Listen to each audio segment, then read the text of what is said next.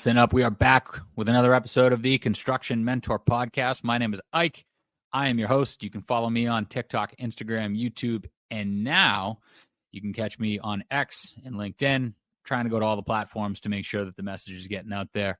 And what is that message? That message is construction industry is a place to be. There is no better opportunity for a range of opportunities. You can take your life any which way you want. Your career never hits a dead end, but it's a viable path for affluence, whether it's trades, whether you want to be an office, an executive, an inspector, whatever you want. You can really take your career that way.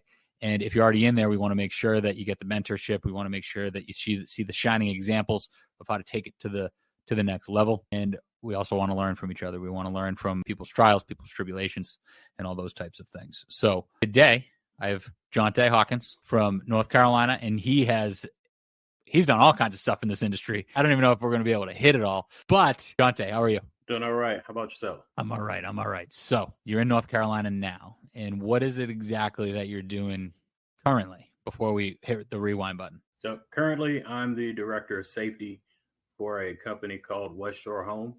We're a national residential home remodeling company. So I oversee the safety program for about 3,000 employees in 21 states. Wow. So that is quite a bit of responsibility you have underneath your belt to make sure everybody's safe. Now, 3,000 employees, 21 states. Are you traveling a lot? Yeah. Normally, I've been slowing down right because of the holidays, but normally maybe every other week.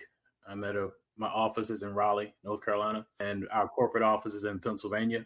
And we're as far as Salt Lake City, Phoenix, and as far south as Florida. Man, so you're all over the place. In between East Coast, close to the West Coast. Yeah. Nothing further north than Pennsylvania currently, and everything down in Florida. Now, you're in the Raleigh area, right?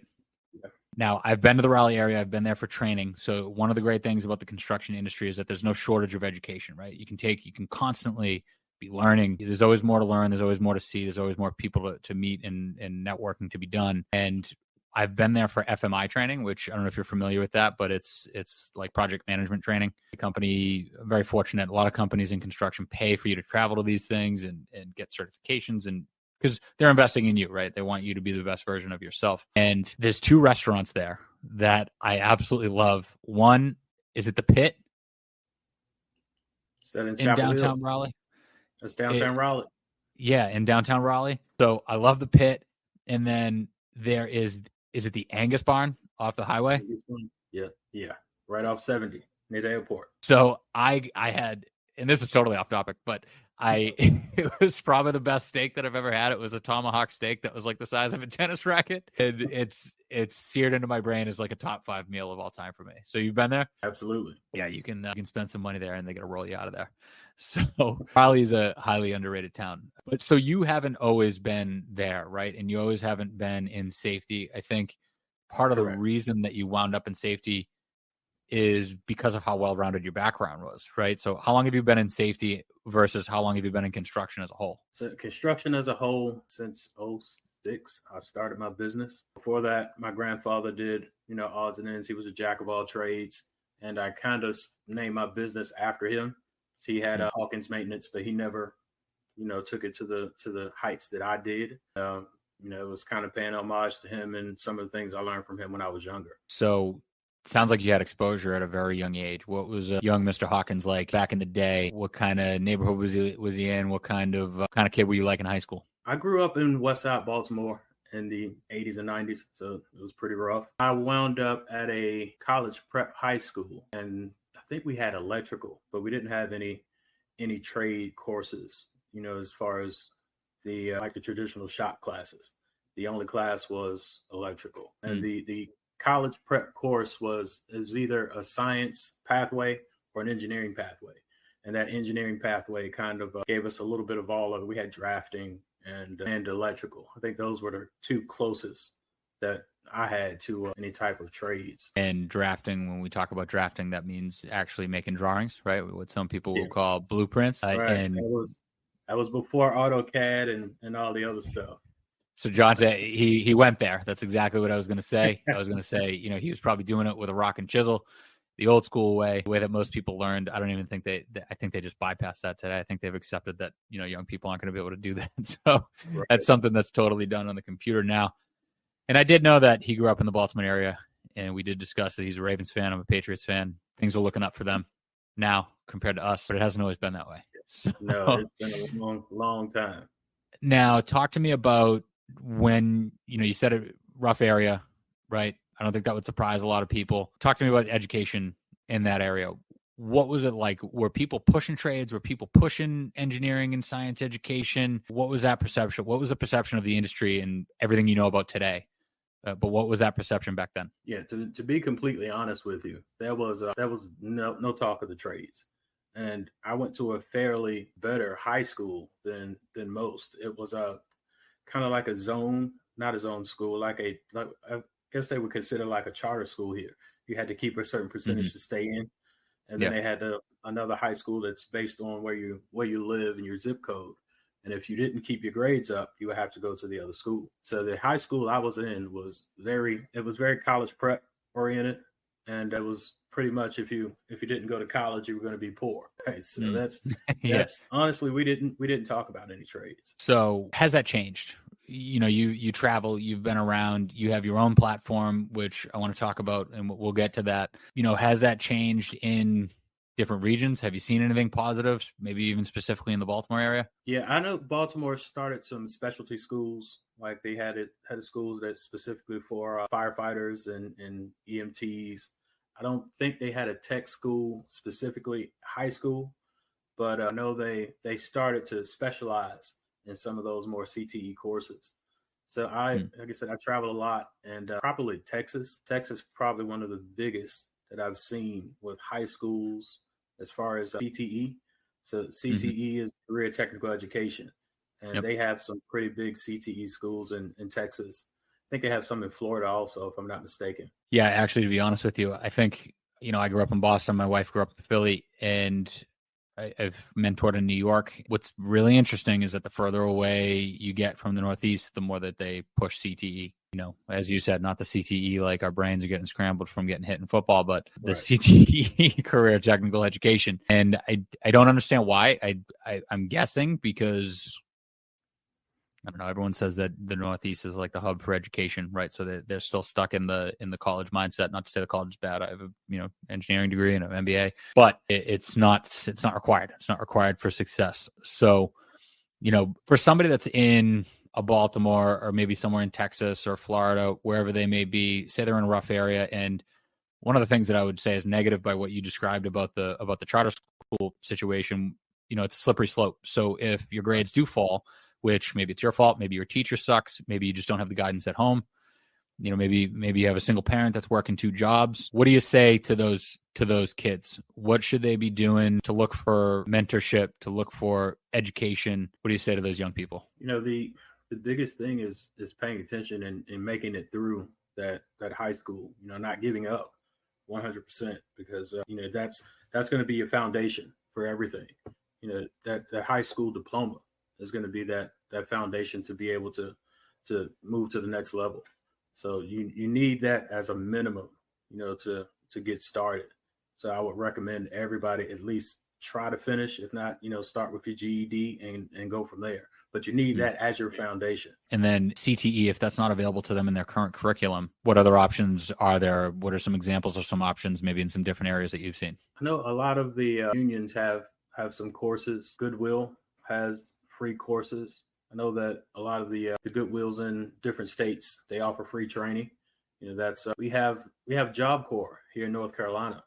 So I know I don't think it's in every state, but Job Corps is a good way to get started in the trades. Yeah, I know, what a lot of people don't realize is, number one, the unions are a great opportunity for education and to get paid while you get educated. Now you can get kicked out real easy. So when you go there, you better show up on time. You better look clean and stay clean. Right. And, you got to work hard and you got to make sure you're going to school and keep up your grades there and stuff like that. But it's all free and you're getting paid. Right. And I think in Florida, like you had mentioned, there are a lot of situations where you don't have to go to a union, but if you find a trade school, the state may even subsidize it so it could be free, and or they'll pair you with a company that just wants somebody who works hard. Like you said, GED, high school diploma, and a work ethic, and you show up and they'll make sure that you get educated. So I think that there's a tremendous opportunity there. You at a very young age, basically took, I don't want to say a minimal education, but you started your own business pretty quickly when you started getting a trade education in electrical. Is that right? Yeah. So I was maybe 25, go to community college. So we have a lot of community colleges here in North Carolina. I took the electrical and industrial systems with the intention to move into maintenance at the job where I was working. Once I got my degree in electrical and industrial systems, it just so happened to be a guy there who had rental properties. And he asked me, would I be able to work on the side and work on his rental properties? And that's how I started doing work on the side and working there also. And he had about 17 rental properties. So he kept me pretty busy on the weekends and things of that nature. He was the one that kind of convinced me to take the contractor's exam, my contractor's license. So I took the exam and I passed. And I'm a licensed building contractor, which is residential commercial with a limited license in North Carolina. So the limited license is any contract up to $750,000, the cost of the land in North Carolina. So I can do residential, commercial, industrial, institutional. And that's pretty good. So again, so just with a little bit of an education, you were able to basically start your own business in maintenance, right? In electrical maintenance. Right. So, talk about, number one, what types of things would be included in electrical maintenance, and maybe even what somebody would charge for it. Yeah. So normally what we did, I did more turnarounds for his properties than anything. Mm-hmm. And, what do you mean turnarounds? Like he was flipping them and renovating them or? Right. If a tenant moved out, I would come in and clean everything. We may do some floors. We may update some receptacles, things of that nature. And, ceiling fan, some small residential stuff. This was all residential properties. And what happened is the state changed the law. You couldn't call yourself an electrician. You couldn't put electrical on your vehicles or on your cars or anything if you wasn't an electrical contractor. So that's when I took electrical off my vehicles and all that stuff. And I kind of made the shift into construction 100%. Someone actually called the electrical board on me.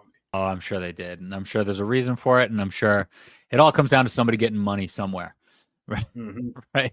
That usually is the driver behind anybody requiring a certification or a specific license to be able to call yourself something.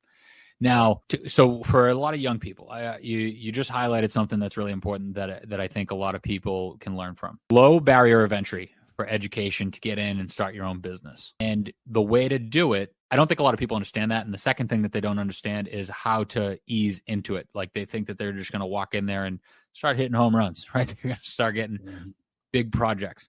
They don't realize maintenance and renovation. Number one, I think it's a good way economically because everyone always needs things maintained. But number two, that's how you grow. So can you talk about that? Like, what is the benefit to starting out a business, doing maintenance, and then growing into something, a bigger focus? Yeah, absolutely. The starting just doing property maintenance, you'll learn a lot of the small things to do. You'll grow your business. You're going to grow by word of mouth because everyone has a bad story with a contractor.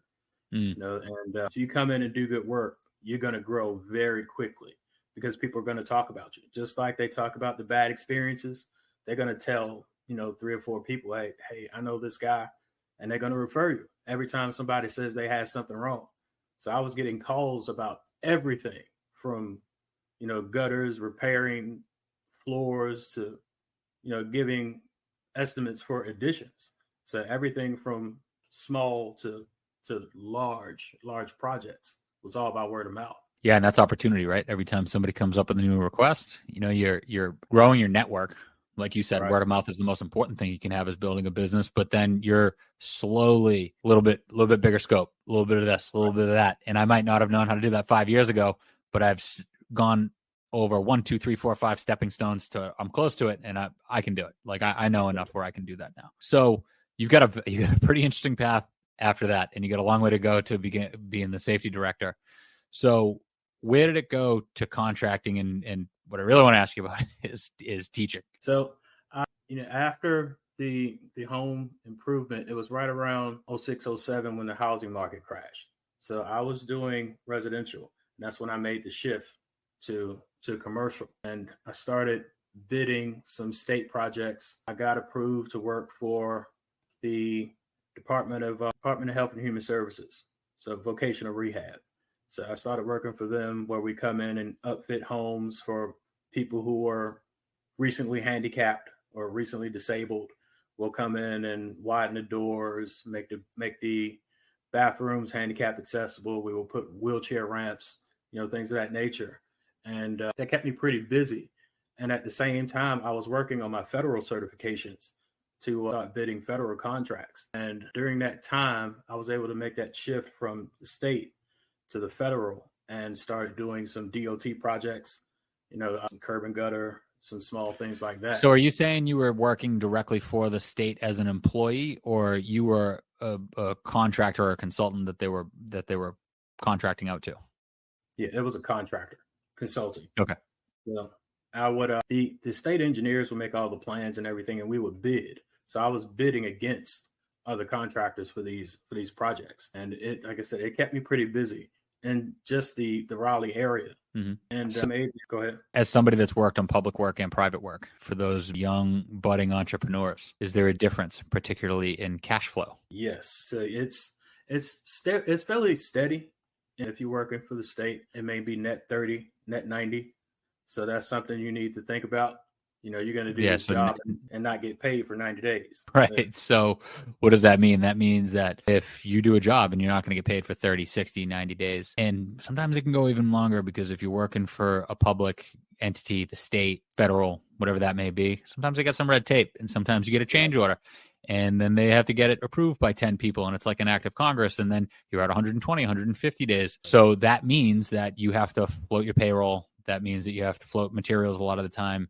And if you're not aware of that, the benefit to public work is that anybody can bid it that's qualified, paperwork wise, but you can get qualified to be in a lot of trouble if you don't know what you're doing. Yeah, absolutely. You definitely have to budget correctly. And on the flip side, where you had started and tell me if this happened, but when the housing market crashed, less new residential being built, maybe even less maintenance work, people kind of just cutting back and being tight on spending. You know who always spends money, especially when the economy craps? The government, right? So there is a benefit to being able to do that and getting involved. And if you can learn how to swing it and you can learn how to manage the cash flow and things like that, that is one of the benefits, right? Mm-hmm. So where'd you go? So where'd you go from there? Where'd you go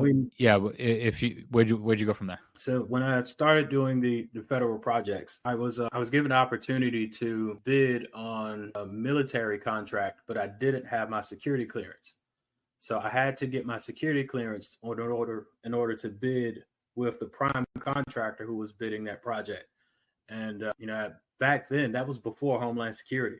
So I had to go through the FBI to get my security clearance, the questionnaires, and all of those things.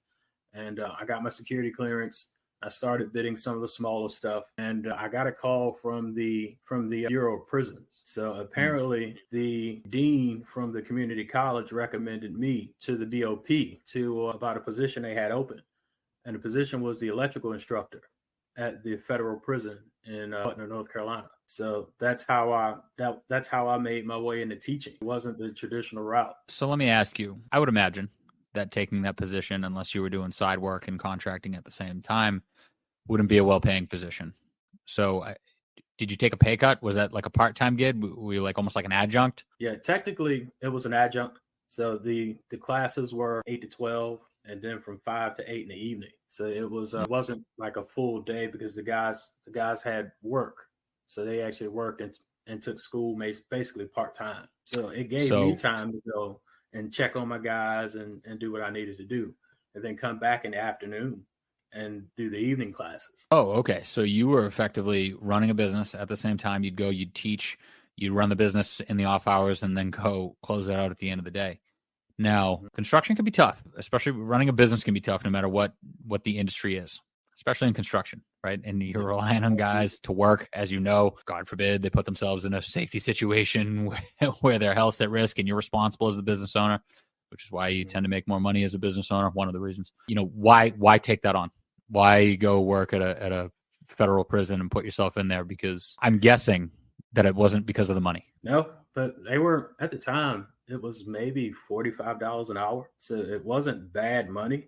Well, but that's it was pretty good. I mean, that's like the equivalent of like yeah, 90 grand a year. So not bad money on the side. Okay. So if you no, take away one thing, again, yeah, the more education you have in this industry, you can get paid for it, even if yeah, you're teaching at a federal prison. yeah. And I was curious about the opportunity, and I've never been the one to shy away from a new opportunity, and it was something that piqued my interest, being able to teach at a federal prison. That I always heard stories and things of that nature. And so I gave it a shot. And I was Now, actually there for just about 5 years. oh wow, that's a long time. Hmm. Did you see anybody get out, and did you keep in touch with them, or did do you have any examples where they took that education, did something with it? They weren't allowed to contact me personally until 2 years Mm, after they were released.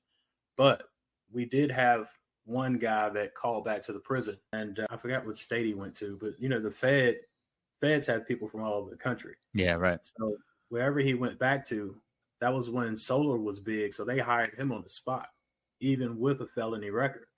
So he was working for the solar company with that certification, that electrical certification, straight out of prison. And he called back to the prison to make sure that they let me know that that happened. That's incredible because I think a lot of people need a second chance. I think, Hmm. we do a very bad job as a country of putting people back in the cycle, right? I think you and I talked offline about this, but it's something like 68% of people that go to prison go back. Yeah, that's And true. if they have a CTE education, it drops significantly. NCCER, which you're certified in, they have the stat where I think in the state of Louisiana that drops to 11%. Wow. Can you why? Well, it sounds like it just surprised you, but can you talk about why you think that is? Like, what is it about somebody that would land somebody in prison with what you've seen, but having a skill set like that keep them out or keep them from going back? It's a definite way to being able to provide for yourself and your family.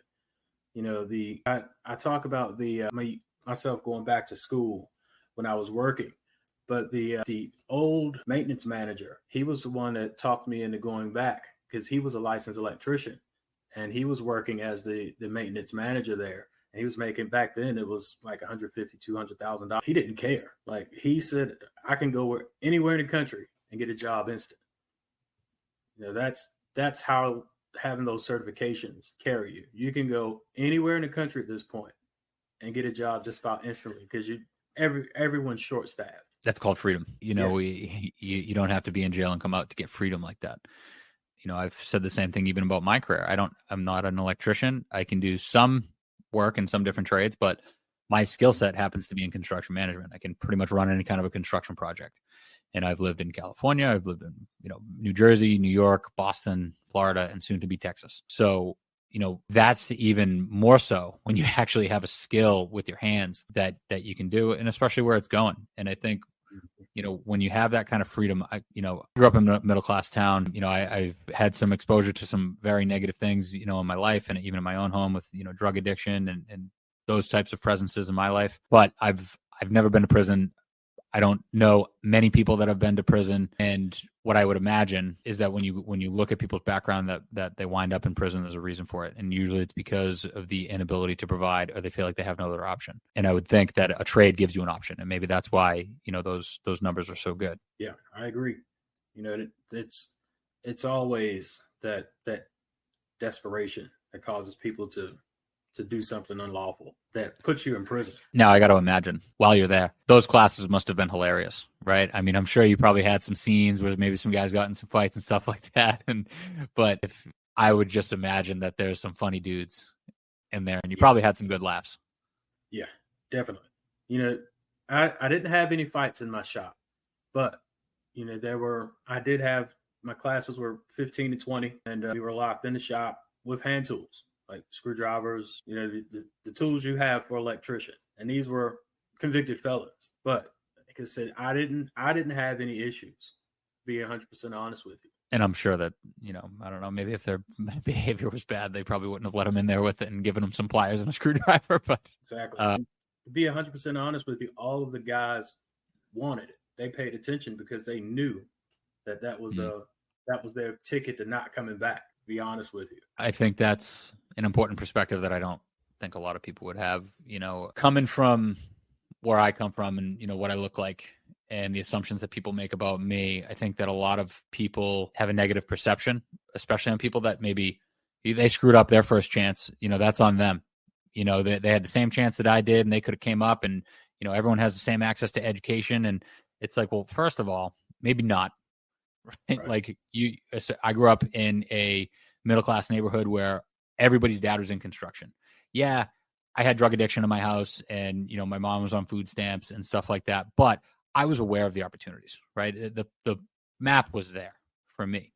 But if you grow up in the inner city and you don't know any better and all you know are people that are committing crimes and drug dealers and things like that, you don't know what opportunities are out there for you. And, maybe it's a blessing that they wind up in prison where that's all they can focus on. And the only thing they have is this opportunity, that they can provide that provision, they can get that freedom so that when they get out, they don't have to go back because they have the freedom to support themselves. So, I just always caution people who might have that perspective, about and just make assumptions about opportunities that people had or assumptions about, what they did or didn't do when they grew up and what led them to land, in a place like prison. Yeah. There were a lot of guys there who said that they had never seen a guy like me or had never been exposed to the trades, when they were out in the street. They had no idea about it. They knew a little bit about it, but they didn't have anyone that could mentor them or they didn't have it in school or things like that. They weren't exposed to it at all. Most people would probably find it surprising to hear that, you're teaching in a federal prison and that was the first time that they had ever seen somebody like you. So what were they seeing in you and why shouldn't people be surprised about that? I think it was that someone that was actually into the trades who was taking the time out to teach. And, I think that was one of the biggest things that they have seen. And especially the guys that were Black, that looked like me, that hadn't seen anyone in the trades at all. And, they only seen what was in their neighborhood or hadn't been outside of their city or hadn't been, into a different state or anything of that nature. And that was just all they were exposed to.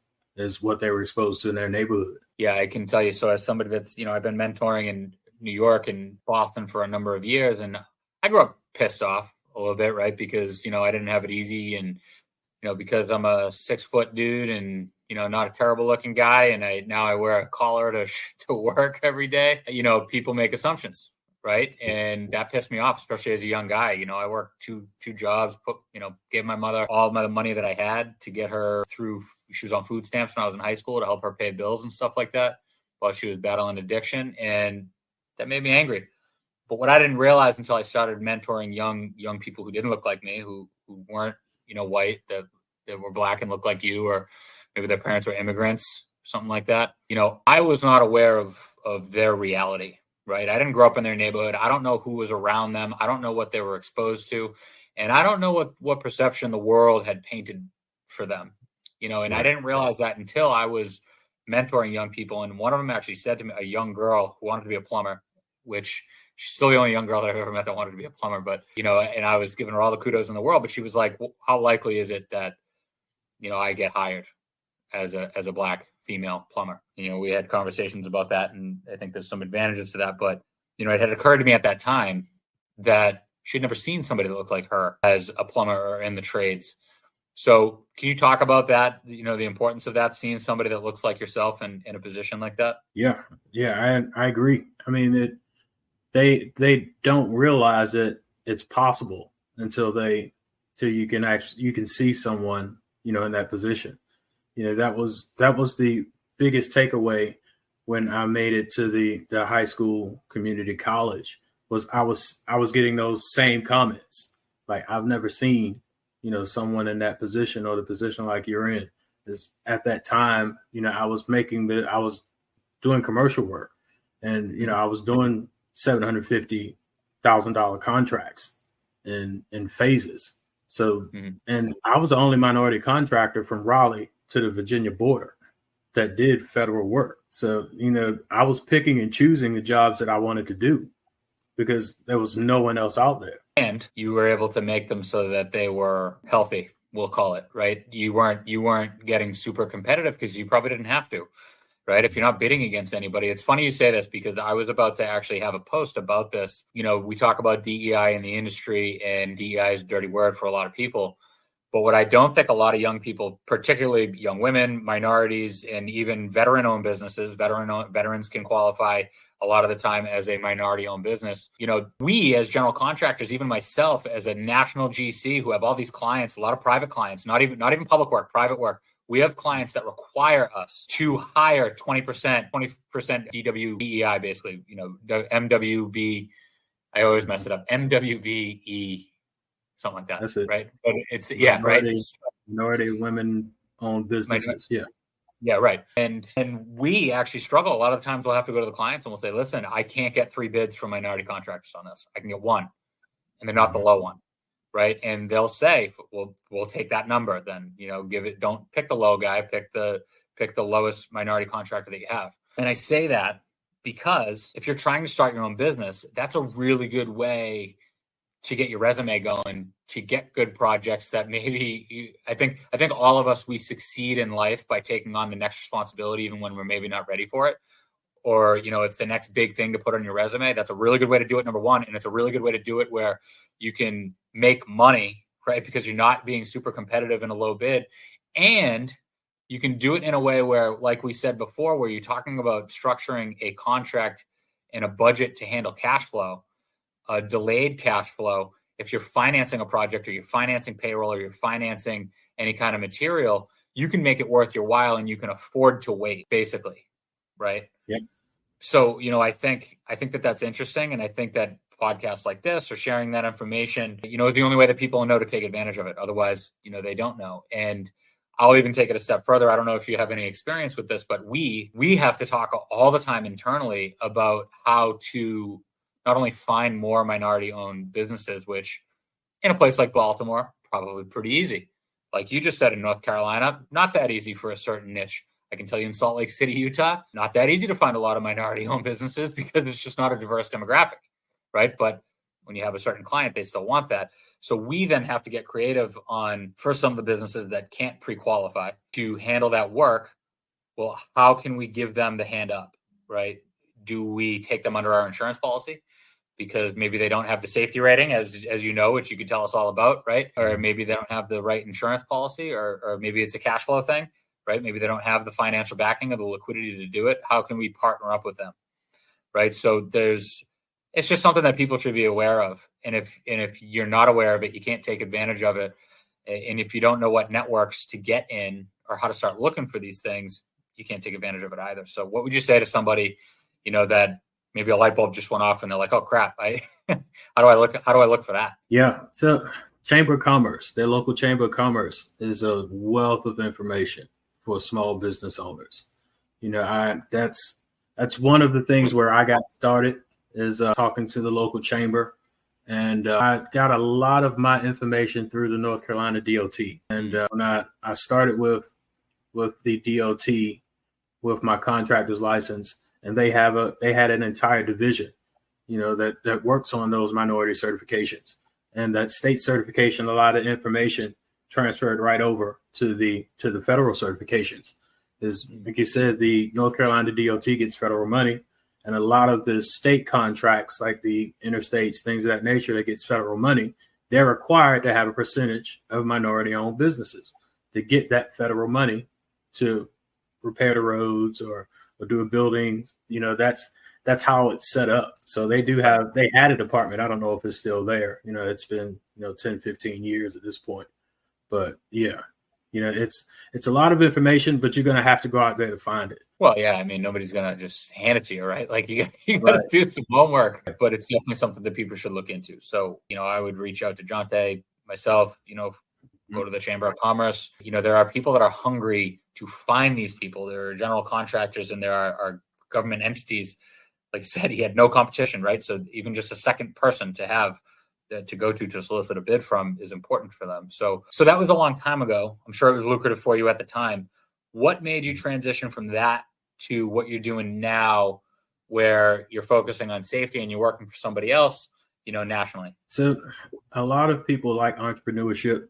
I didn't have any issues with it, but it took a lot of my time. I made that transition. I had dump trucks. So that DOT and the construction work led me to buy dump trucks. I was doing asphalt and still doing construction. And, sometimes it's feast or famine.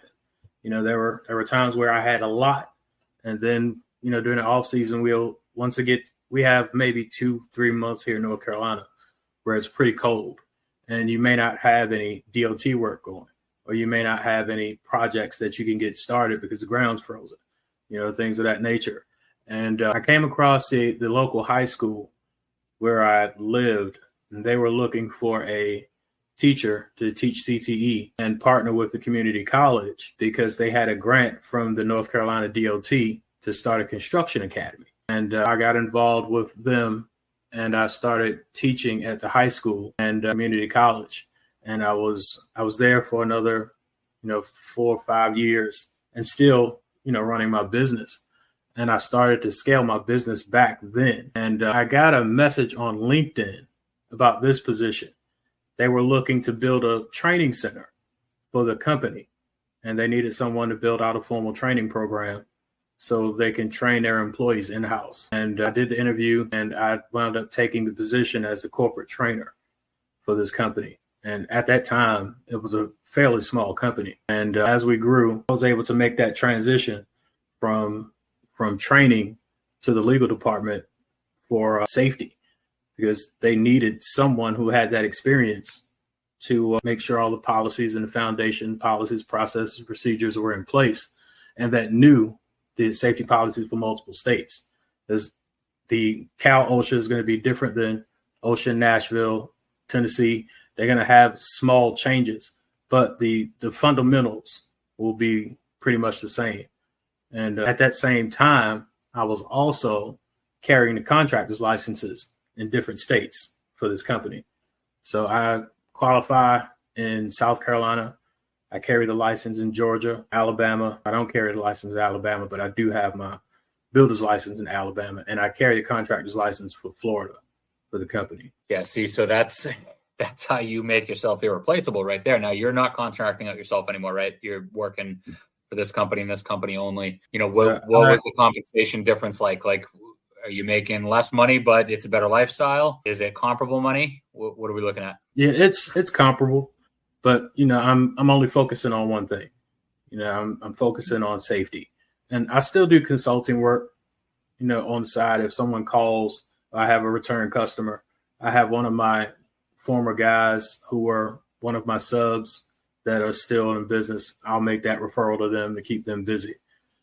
I still get calls from those return customers, and that's normally what I'll do, is I'll send it, refer it back to those guys. So I think, again, when we point out freedom in the industry and what that looks like, I always like to say, you can tailor it to whatever your lifestyle is, right? So you started in maintenance, you moved on into education and doing your own contracting at the same time, and you were able to kind of do 2 jobs at once, do pretty well.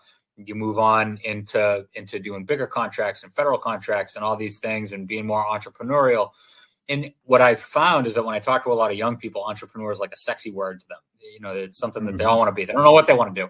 They just know that they want to be an entrepreneur, right? And it's like, well, what the hell does that mean? And, then that gets into the conversation where I tell them, the kid that wants to be a barber and a hairdresser are more likely to be entrepreneurs than any of you that want to go to college, because they have a skill to sell, right? But I think a lot of people, even in the trades, right, and even as a GC, they get out of the field and it's not owning a business, but the headache of being in the office and being management isn't something that a lot of people want. And what they like to do is they like to then go back to the trade and work with their hands, make good money, make an above average affluent lifestyle, but not necessarily have to take it home with them.